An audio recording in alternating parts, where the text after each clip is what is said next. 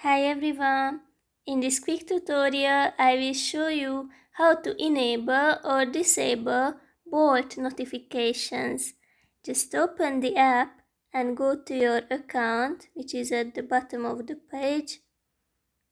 Scroll down a little bit and here you can find the communication preferences.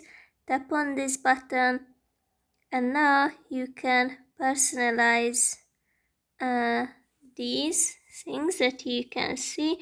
For example, suggestions, you can enable or disable push notifications, partner offers, you can again enable or disable these, traveling,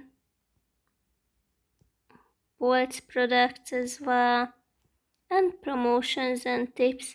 If you would like to disable one of them, just click on the green button, and if you go back it will be disabled.